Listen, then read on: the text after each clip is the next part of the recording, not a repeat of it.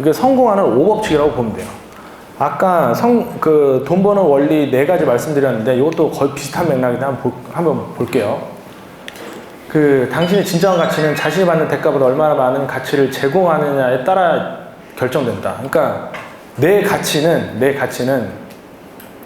상대방한테 얼마나 큰 가치를 제공하느냐에 따라서 내게 결정되는 거예요. 내게.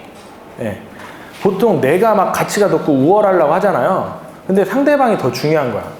부자들이 보면은, 부자들하고 가난한 사람들하고 좀 특징이 있어요. 가난한 사람들은 뭐 어떤 거 싼 거 주잖아요. 그러면은 표정에도 나타나.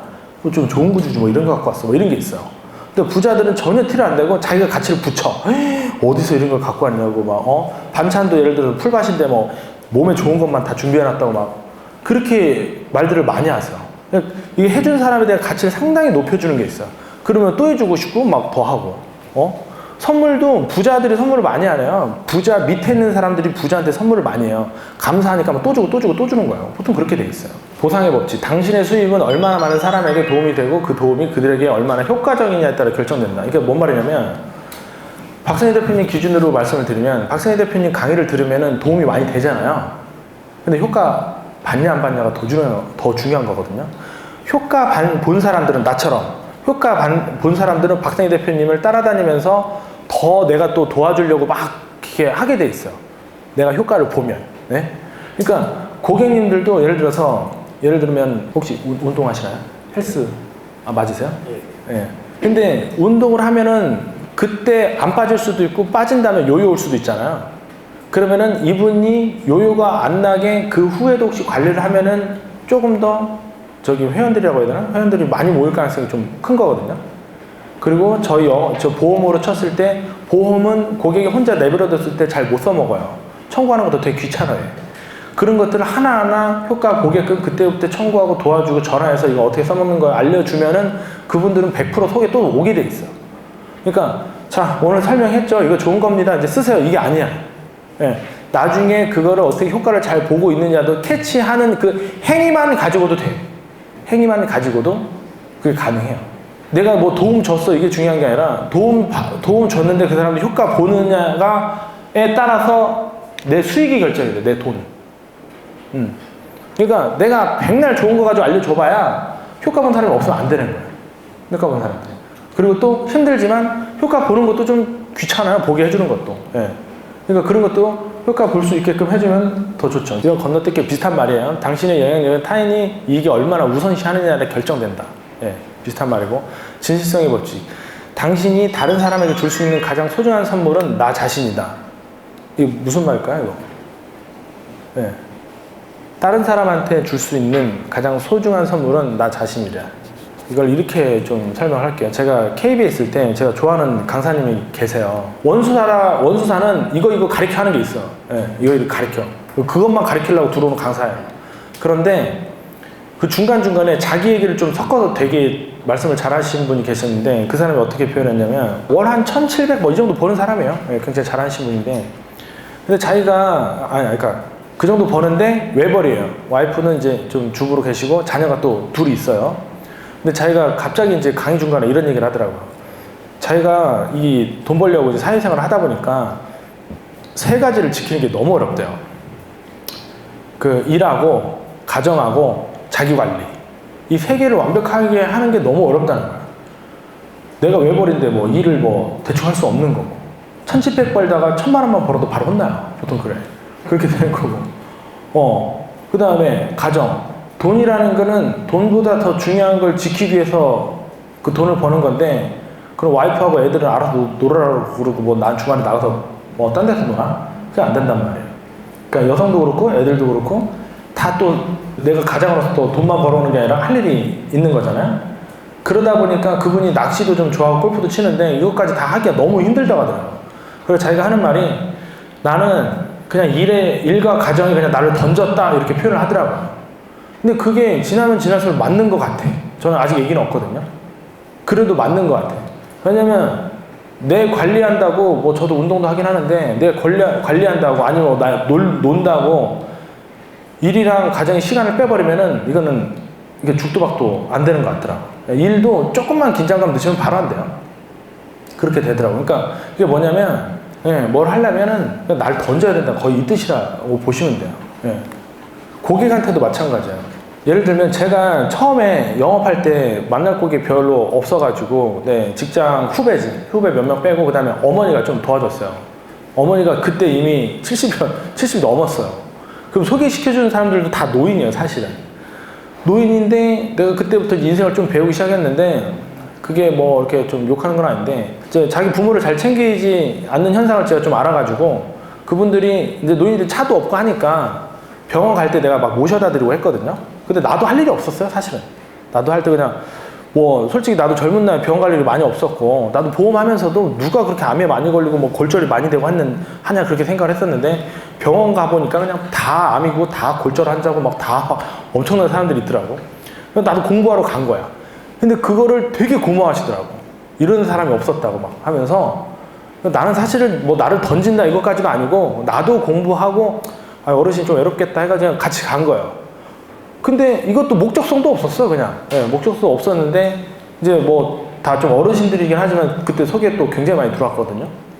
그러니까 보통 귀찮아서 안 가잖아요. 예, 안 가는데 이렇게 또 해드리니까 그분들도 별것도 아닌데, 여기 되게 고마워하시더라고요. 그것도 안 하는 사람들이 많거든, 그것도. 박상희 대표님 강의 어디까지 들어보셨는지 모르겠는데, 이런 내용이 하나 나올 거야. 죽는 신용도 하는 사람이 없다, 뭐 이런 표현. 죽어라 열심히 해야 된다는 말이 있잖아요. 근데 실제로 죽으면 안 되잖아. 근데 죽을 것 같이 열심히 하는 척 하는 사람도 없어요. 예, 뭐 말인지 아세요? 그러니까 말을 너무 단순하게 이해했나? 죽을 것처럼 열심히 해야 잘 된다, 이렇게 말하는 게 진짜 죽으라는 얘기가 아니고, 그 정도로 열심히 해야 된다는 뜻이잖아요. 그래서 겁이 나서 아예 그걸 시도도 안 해. 예? 그렇게 되죠. 그래도 저도 우리 지사에서 우리 FC님들한테 하는 말이 있어요.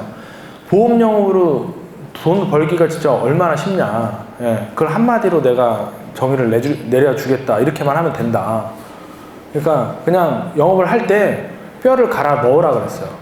너무 쉽잖아요. 뼈만 갈아 넣으면 영업 잘 되는 거거든요, 진짜로. 그 얘기는 뼈를 갈아 넣은 척만 하면 된다는 거예요. 실제로 갈아 넣는 게 아니라. 근데 그 보통 시도도 안 하는 거거든요. 그러니까 최대한 나를 던질 수 있을 때 던지면 그게 훨씬 많이 돌아와요. 아까 전자에도 그 탄소티라는 친구는 제가 역할이 거의 한 8할이었거든요. 변호사보다 내가 더 많이 다녔으니까. 그런 다음에 뭐 금전적으로도 굉장히 많이 벌었고, 내가 결혼도 하고 했잖아요. 그러니까 뭐를 던질 때는 노림수나 목적성 없이 그냥 좀 해보면 좀 좋을 것 같아요. 해보면. 예. 그냥 이런 권유를 드리는 거예요. 예. 이렇게 안 하면 안 된다, 이렇게까지는 아니고.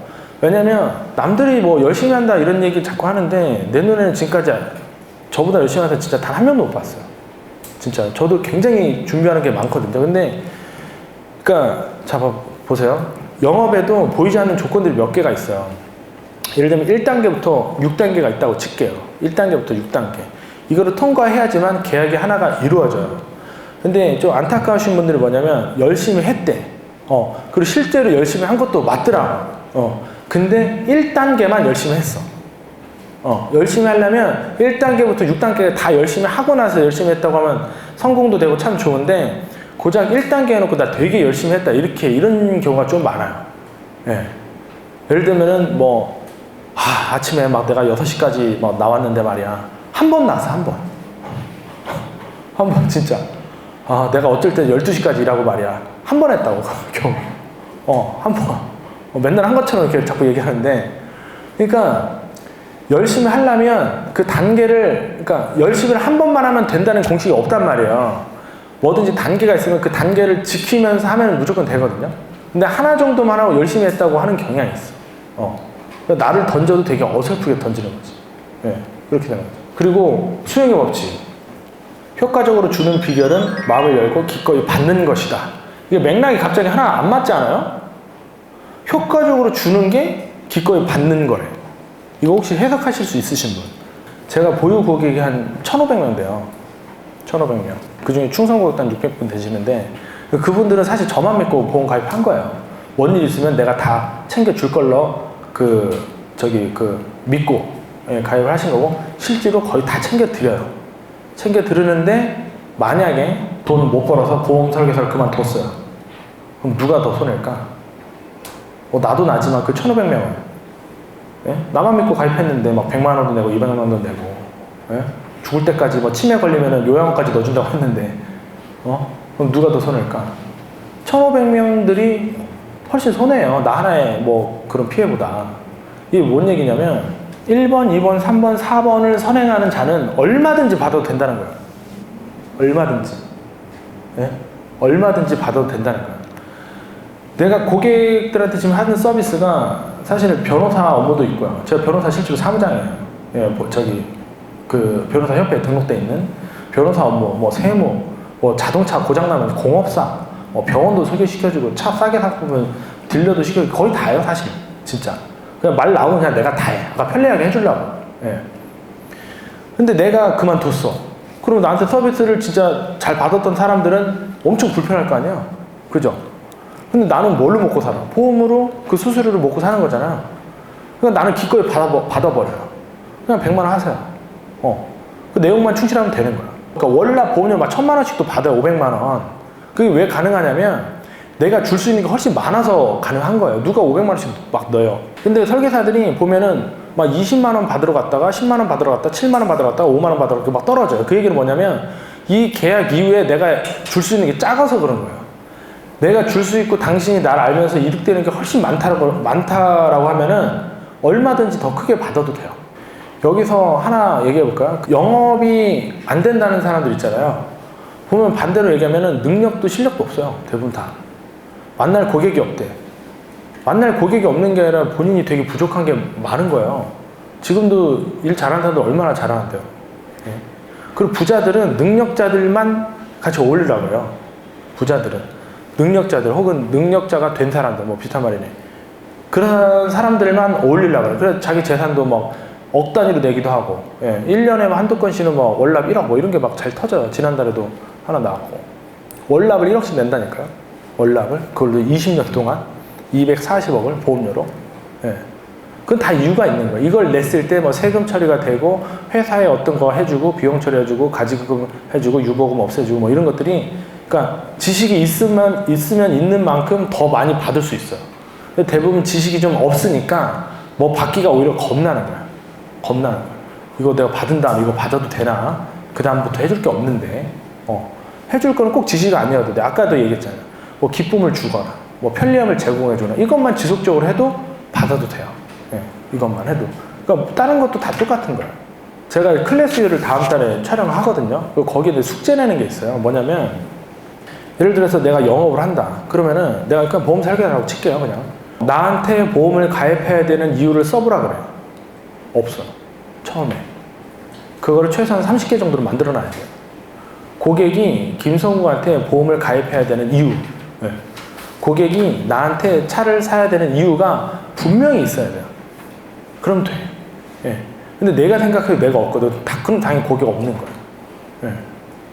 근데 계약법과 해줄 수 있는 게 없는데, 뭐 고작 그 상품, 그거는 누구나 다 파는 거예요. 우리는 그 제조를 하는 데가 아니고 판매만 하잖아요, 영업은. 판매만 하는데 그 제조에다 알아서 하는 거고. 근데 내가 나한테 살 때는 이유가 있어야 돼. 거기 합당한 이유가. 우리도 똑같잖아요. 뭘 제품을 사잖아. 영업사원한테 살 때는 뭔가 이유가 있는 거예요. 물론 이제 막 말빨로 홀려서 하기도 하는데 그건 이제 내가 지향을 하지는 않는 부분이고. 예.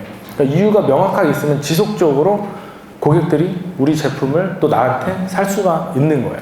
아까 처음에 말한 거랑 맥락이 좀 같은 건데 확실하게 받으려면 앞에 거를 다 선행을 하면은 다 받아도 전혀 문제가 없는 거예요. 예. 안 그러면 불안해요. 받아놓고.